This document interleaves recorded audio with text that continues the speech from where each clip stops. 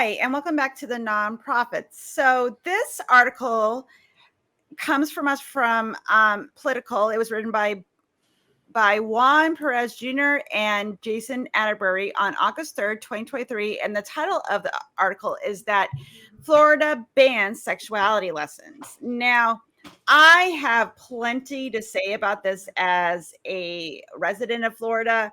I'm kind of sick of all the things that are happening here in my state. But before I give all my wonderful, nuanced, deep opinions on what the freak is going on in Florida, in the state that I live in, the Satan's butthole of my existence, I'm going to pass it on to my friend Phoebe. And so I can get the British perspective of my existence living in Satan's butthole. So I've holidayed in Florida since they passed all this legislation. I must be absolutely bonkers. But I'm not quite sure what was expected as the long-term consequences. Well, precisely. I was in Orlando. I went to the Reedy Creek Improvement District. It was Did your lovely. ticket say Satan's butthole on it? No, it said experimental prototype city of tomorrow. Okay. All right. And it was signed personally by someone who supported the Nazis. But yes, getting back to the topic at hand, I'm not quite sure what these people thought was going to happen. What they thought the long-term consequences of this legislation that they passed that said don't say gay. Yes, okay, it only applied as because the legislation said to K through third grade. But that's not where they're stopping. They have gone further with their attacks on trans children and trans adult healthcare, and they keep on going. But what they are doing in Florida is going against the grain of modern society, and that is what woke actually is. Woke is a complaint that they are the stop the world, we want to get off people. It's spinning too fast, I need to get off. The moon is somewhere around here, and you know what? I don't like it, I need to get off. But there is something that wasn't in this article. They may have banned AP psychology, but they've also banned Shakespeare. Complete readings of Shakespearean texts in Florida schools by a Florida school board district is not allowed because it's too sexual. We can't have Shakespeare, you know, he's too sexual, you know. We can't discuss all these these 1600s things. Oh, no, we can't do that. Shakespeare, he's off the table. So, Ben, do you like reading your sexy Shakespeare at night, or are you more of, you know, an Epcot person? Ooh, I do love some sexy Shakespeare, you know, that should be somebody's Halloween costume or LARP or something, like some cosplay as sexy Shakespeare. Maybe I'll do that for Halloween this year. I don't know. You love some of Midsummer Night's Dream, a glass of wine, you know, some Marvin Gaye on the stereo. But yeah, this whole thing with Florida, I mean, we've seen several pieces of legislation coming down, like from Florida, and it's all very idiocracy-esque because you think about all the things going on in the world, and the thing that Florida has the biggest problem with is education. So many things, like they're trying to block children from being educated. And we saw this, the last time I was on Nonprofits was a while ago, but I think at that time we were talking about their banning of AP African American history. And so they've kept doing this, and it's interesting that they're opposing people, you know, as Phoebe was saying, like furthering society, getting skills to operate as humans in a modern society. But we kind of know why they're doing this. I mean, uneducated communities are a source of power for these people in charge, and they know that their ideas don't stand up to scrutiny. But how can you get away with really bad ideas and not get called out on it? Well, you have your people not able to call you out on it because they just don't know that you're wrong.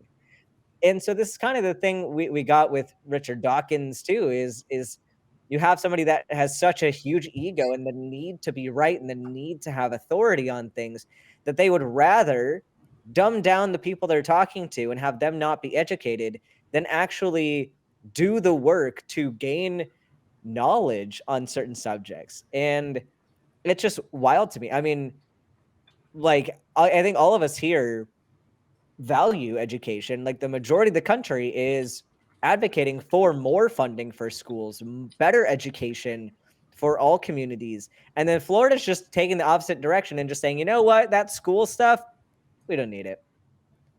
So, Scott, what do you think? I agree. I mean, it's just damaging their whole educational concept there down in Florida. I mean, it's, as an educator and a parent and an American, this whole idea just repulsed me. I mean, we have the governor who's taking away valuable educational content. We have clipping the wings of the broad diversity of human experience. I mean, how much do we have to learn from people who are different than us? I mean, it's just boggles the mind that, you know, how much we don't actually know about the human experience, because we always see it through this little narrow little slit of our own mind. And so we're setting aside valuable information and additional perspective. And you know, the worst thing here is that, call me cynical, but I have to suspect that this is just a PR stunt. I mean, it has to be. I mean, it could be. I'm not saying it has to be. It could be just a PR stunt to get back in the news. I mean, you know, he's running for an office, and so needs to get a name in the news. Needs to rile up the base, rile up the voters, and I wonder if this could be a desperate plea for support. We're damaging the students in this case. This AP psychology course is a very popular course, because it satisfies requirements for their high school graduation and for many college majors as well. And so it's an excellent opportunity for students to get a leg up as they're progressing in their educational system. And so when you limit those, and this is also happening weeks before the semester starts, or weeks before the new school year starts, and so families can plan out their path years in advance. And so if they're counting on having this class available, it's very, very damaging to what the students, and this doesn't even we haven't even touched on the effect that the content change itself is going to have an effect on students whose identities are being questioned, who are being threatened, who are being attacked. Okay. And so, it's really vindictive and short-sighted. It's a bigoted decision, and it's going to ultimately damage the reputation of Florida schools, and it's going to limit the opportunities for Florida students. Phoebe, what's next here? So I just wanted to say that this is something that was seen a mile away. And I don't think that this is headline grabbing. I don't think it's anything other than genuine fear of what's going on here. It's genuine scaredness. And I went to school in a country during a time when there was something called Section 28, which banned the promotion of homosexuality as a pretend family relationship in all schools that were given government funding.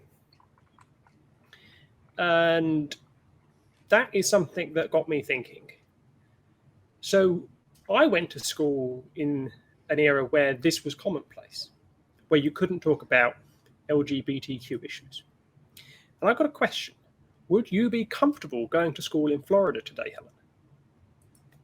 No, I live here. No, absolutely not. I'm glad my kids are, I have one that is heading into graduate school, and I have another one that joined the Army. And I am so glad that they're not being infected with all the crap that's happening in my state. Because the reality of it is that and a lot of courses, health class, science classes, psychology courses, anything like that, they cannot discuss sexuality or gender as a scientific topic, and that is a problem. And I think that the Florida school boards just think that, well, if we don't teach these things, maybe they'll go away if that's how it works. And we all know that's never how it works. And I do want to point out that you can still take AP psychology, and all the other classes that I just named can still be taught, but you can't talk about gender, sexuality, or people of different race, all these different things. And I find that very frustrating because we are a diverse population in the United States, and these things need to be taught, especially in a scientific way, in a way that shows that these are things that just what human beings are and what they do, and giving kids the education to understand that in the context, so they understand it as like, oh, this is something that happens. And what's happening is, like, for example, with this AP psychology course, this is an upper level class that's going to be counted as a college credit. This is, as Scott pointed out, it's going to have a long-term effect on a lot of students for them to get into top universities, either nationally or internationally, because they're looking for that broad spectrum of education people are getting within that. There's a lot of rhetoric of parents' choice happening in my state, but they're not talking to queer parents. They're not talking to people of color's parents. They're not talking to parents of kids that have disabilities, the diverse, array of parents and students that live in my state. They're doing white, straight, conservative parents, and that is the rhetoric that is being promoted within the state. And also, too, as also Scott pointed out, that now parents and teachers are now scrambling just a few weeks. School started this week. Students went back this week. And when this comes out, now they have to scramble and figure out, again, how they're going to teach this certain subject. And it gets very frustrating because I pay taxes in this state, and I would like my taxes to go to an even education, but nope, it goes to this bullshit that I exist in, living in Satan's asshole. And I went on a rant like I usually do on this show. So then. I'm going to give it to you, my friend. Yeah, I mean, it's yours. Please talk. I mean, simple answer. Would I want to be in school in Florida, or would I allow myself to be in school in Florida? The answer is no. No, I would not. This is a case I would probably, if I was a parent in this situation, I probably would homeschool my kid. I probably would find a way to homeschool if I couldn't move to a different state. But if I had no option, and if I was like in a household with both working parents and needed to send my kid to school, and if I was in Florida, I would probably find ways to educate them outside of school. But the fact is that with so many subjects being like removed from the school, like kind of what are you left with? You're then having to correct more than they're probably being taught in the school. So that's kind of a case where homeschooling is probably valid, although not everybody can do that. Scott, what are your final thoughts on this? Yeah, I think that some kind of supplementation is going to have to happen here. College Board, the organization that runs the AP test, have these restrictions and guidelines on what you can do, what do you have to do to take the course or to take the exam. And so what's happening in Florida then is the Department of Education is saying, or Governor DeSantis was saying, you can't teach these particular lessons about gender identity, about sexual orientation, that kind of thing. And so he's saying we can't teach that. Everything else was okay. And so that's what they're saying. Oh, we're not banning the class. We're just saying you have to amend it this way. And but effectively they're banning the course. I think if there can be some kind of supplementation, of course, homeschooling is always an option, but it might just be something as simple as some kind of supplement that students can take outside the context of the school, of the public school, and maybe they could use that to qualify for the test. Or I think there's an interesting opportunity here for the colleges and universities in Florida to kind of pick up the slack here. In Minnesota, we have this program called post-secondary enrollment option. I checked. Florida has a similar thing. They call it dual enrollment, where students can take college courses and they would count towards their high school graduation and for they'd be transfer college credits. Now, the thing with that, at least in Minnesota, is that, and I work at a community college, so I'm seeing students from the college perspective here. I have to treat that student as a college student. The restrictions on K-12 education do not apply. In fact, I'm even forbidden from talking to the parents of the students unless they give written permission. And so there is a distinction here to be seen. The law affects K-12 education. So there might be an end around that can be done here, at least until a better solution is reached. But I've been talking enough here. Let's see, Helen, what are your last thoughts on this?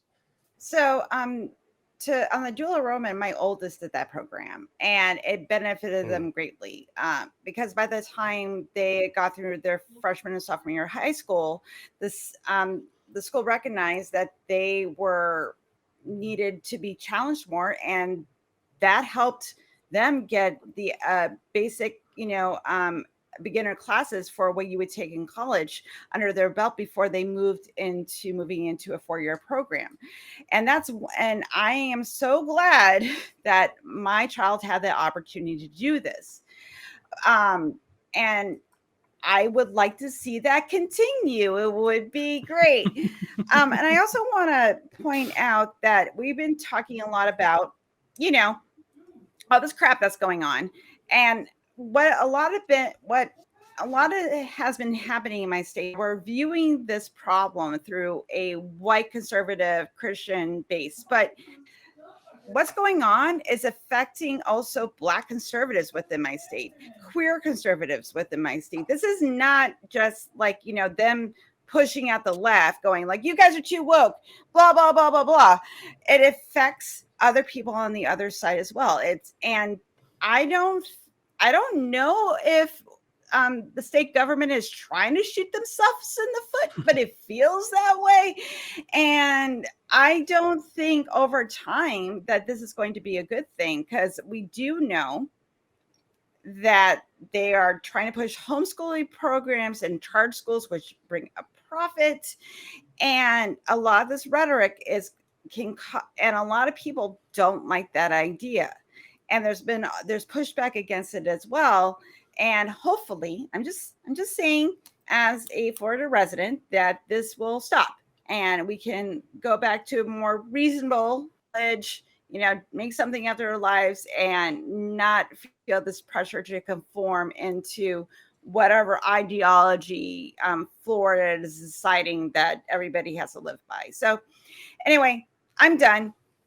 We're going to move out of Florida now because I'm done. Everybody move from Florida. Just get out. Well, all I will say is that if you're a Brit and you're of a certain age, you'll recognize this phrase: "Merry White House, eat your heart out." For more non-profits, click here.